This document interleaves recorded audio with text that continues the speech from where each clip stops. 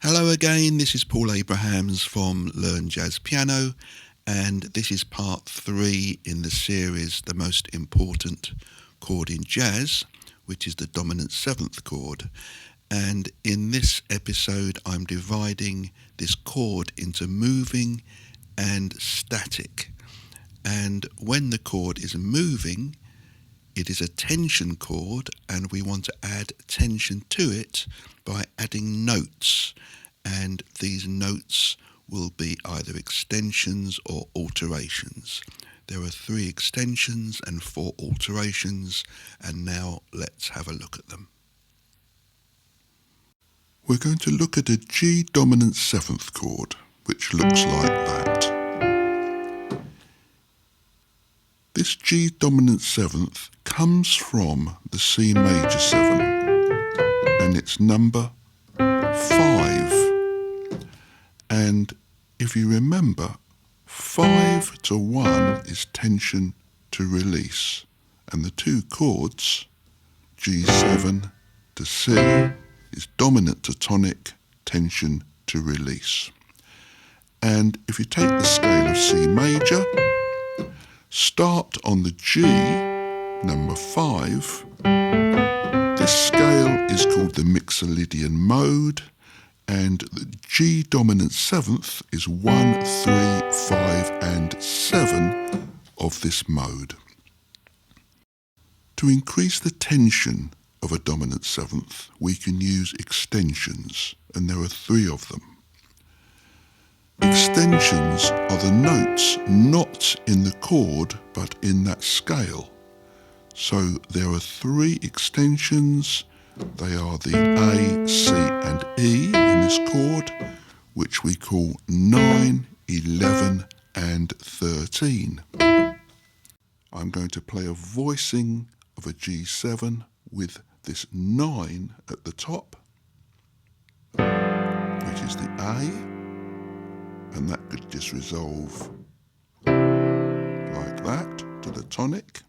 I'm going to play the 13 now, which is the 6 at the top, that E, and I'll resolve it to this C chord, and I'm using a 9 at the top.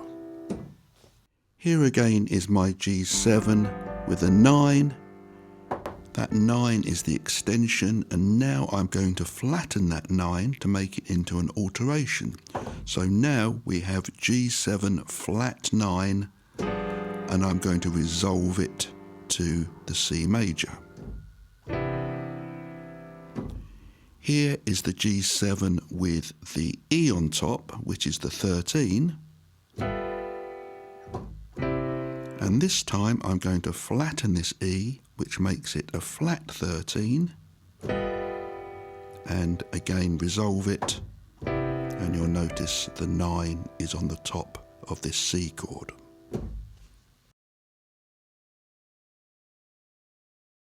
All the previous examples have been moving dominant 7ths. In other words, the dominant 7th wants to head to its resolution, its tonic. But there are also examples where you have a static dominant 7th that stands in its own right and isn't going anywhere.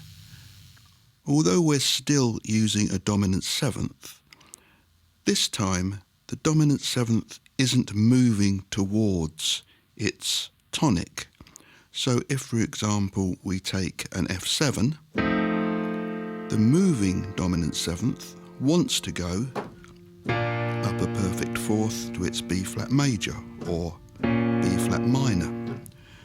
But when I'm talking about a static dominant 7th, we're looking at a different animal, because we're not charging it this time with lots of alterations and extensions, but it's standing in its own right, even though it's moving somewhere else. So here's an F7, but we could move up to the A flat 7. We could take an F7 and we could move down to the D flat 7. An obvious example of this is in a 12-bar blues. In the key of F, we have F7, and that dominant seventh doesn't want to move to its 1, the B flat, but it stands there in its own right, and we treat it very differently when we use scales. If we look at Bag's groove, which you can now see, the first chord, F7, for 1 bar, then it moves up to B flat 7, and then back to F7. So in this example, in a 12-bar blues, the B flat 7 is standing in its own right. It's not wanting to move up to its E flat, but it's staying where it is. Here's another example called Nostalgia in Times Square by Charles Mingus, and it's another 12-bar blues, but as you can see, it starts on an F7, and then it goes to an E flat 7, back to the F7, so you get this kind of feel.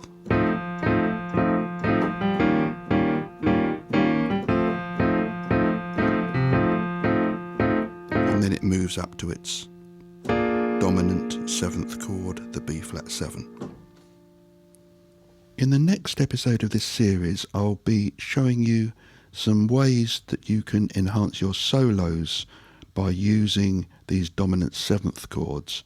But in the meantime, if you'd like to check out my full video course, I'm on www.learnjazzpianoonline.com. See you then.